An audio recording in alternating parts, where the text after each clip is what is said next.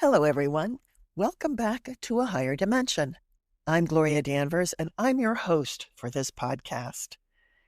You know, one of the things that comes up again and again in my work as a hypnotherapist, especially during past life regressions, is the idea of soul groups. In regressions, people feel this deep familiarity with certain individuals that incarnate with them repeatedly. Or they'll say, this person had such an effect on my life, but I don't feel they are part of my soul group. And if they're not a part of my soul group, what are they doing in my life? And yes, I have done several podcasts on soul groups, but this one is a little different because today we are going to explore the architecture of soul groups, how they form, what their purpose is, and what determines who walks with who through your incarnations. We're going to explore the architecture of soul groups, how they form, the different layers and levels, and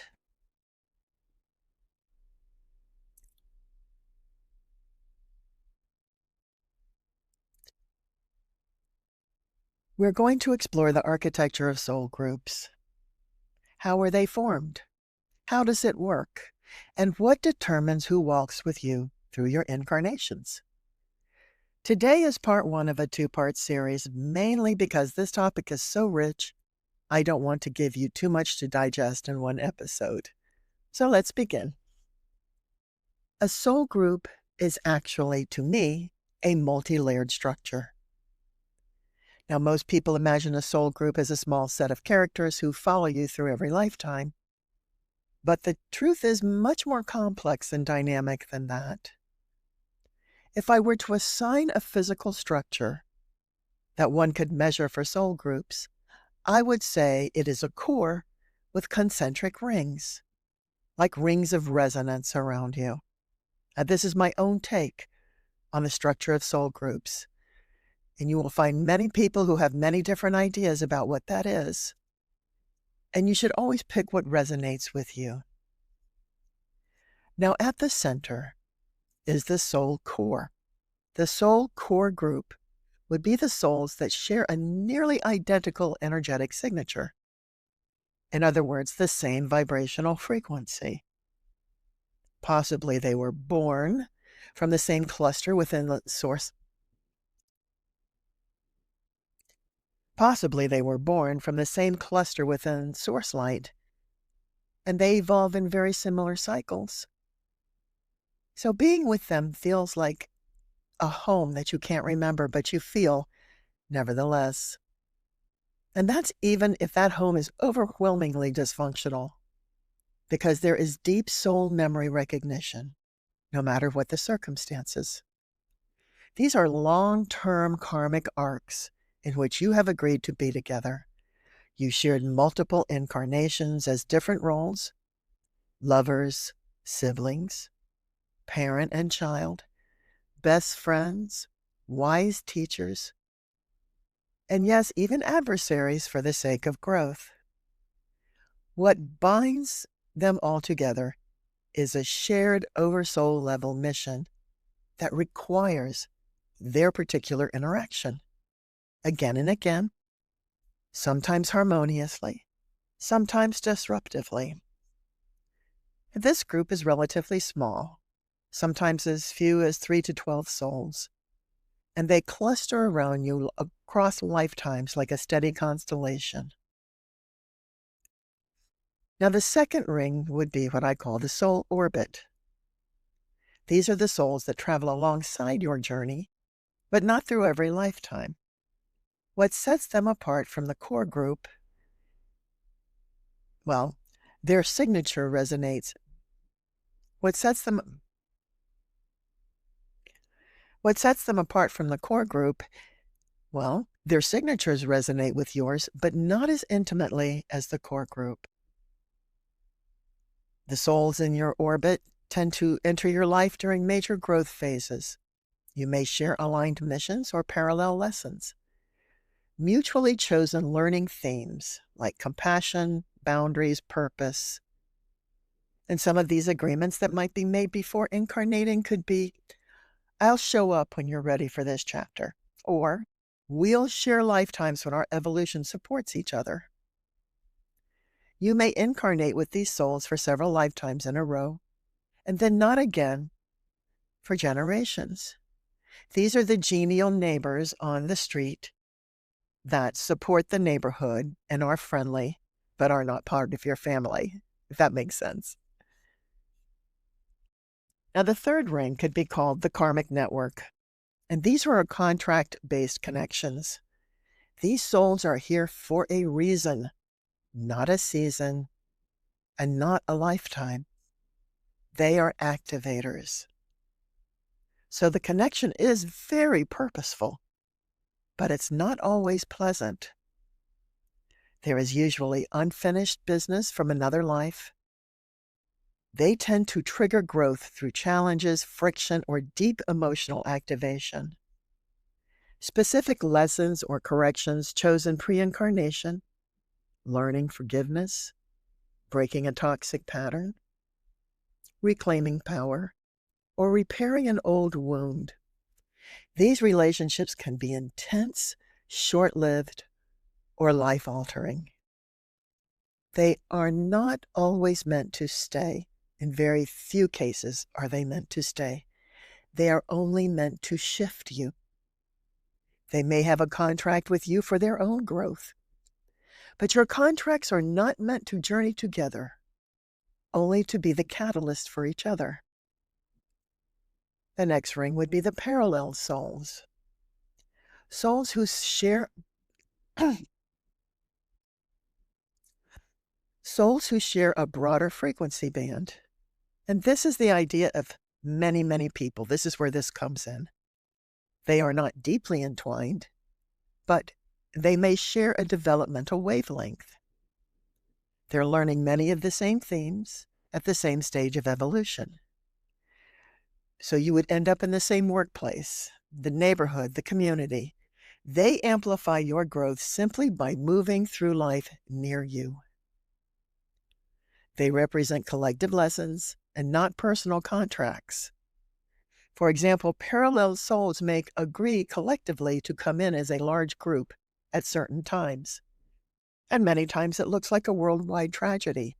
But the intention is for these souls to open up a higher vibration for the world in general, and they have all agreed to that purpose.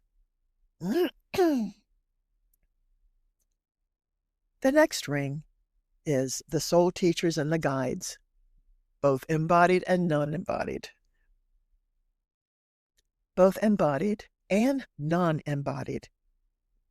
These are the ones that help you evolve from the outside in. Some may incarnate with you. I've had many clients say, I'd love to be in touch with my spirit guide. And I say, well, why don't you go to the kitchen? She's washing the dishes. So yes, some may incarnate with you. Some may incarnate with you. Some remain on the other side. Their mission is guidance rather than shared karmic learning. Their evolution is served by helping yours. And you agreed before incarnation that they would guide, mentor, or illuminate a path. They appear at spiritual thresholds when you're ready to leap. Think of them like soul lighthouses. They don't travel with you, but they guide you safely onward.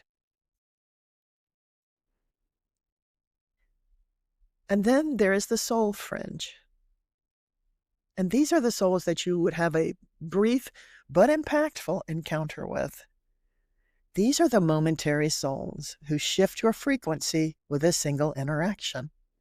There's no long-term contract. There's no karmic engagement. Sometimes it's a 5-minute conversation. Sometimes it's just a glance. They are brought together when you need a message. They are brought together when you need a message, a mirror, or a moment of awakening. They serve as divine nudges. and you may never see them again. And that's exactly how it was designed to be. These souls often arrive at turning points. But I call these souls the strangers on the bus. The ones that sit next to you for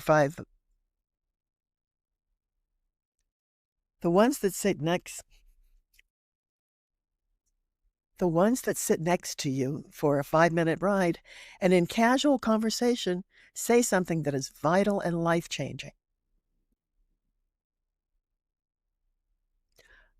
Now, I call these souls the strangers on the bus. These are the souls that sit next to you for a 5-minute ride and in a casual conversation say something that is vital and life-changing. And then they get off the bus and you never see them again. But that was the whole point. And finally, there is the collective soul field.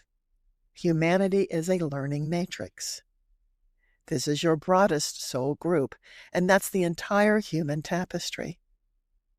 These are not personal relationships. They're evolutionary forces. This is your spiritual ecosystem.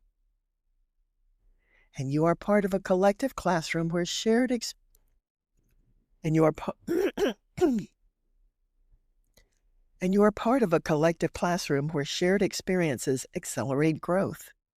That could be global lessons, compassion, unity, justice, awakening. This is where humanity evolves as a group consciousness, not as isolated souls.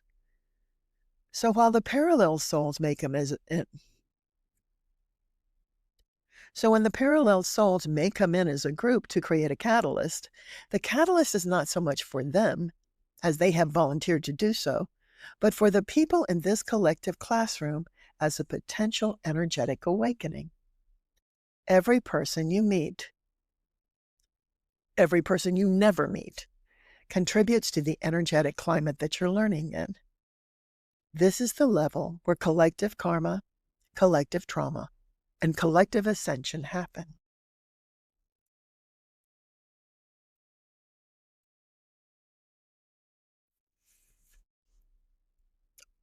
Another one of the questions that I get all the time in my regressions is, do the people in my core group stay there with me forever? Do the people in my core group stay with me forever, or do they come and go? So next week on part 2, we will look at how core group soul manifestations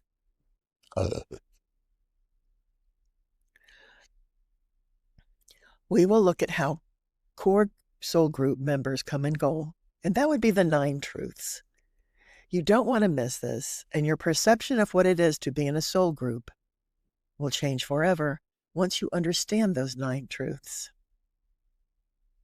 Thanks for listening today. Be brave, be beautiful, be a shiny soul, and I'll see you next week. Be brave. Be brave. Be brave, be beautiful, and be a shining spirit in the world. And I will see you next week.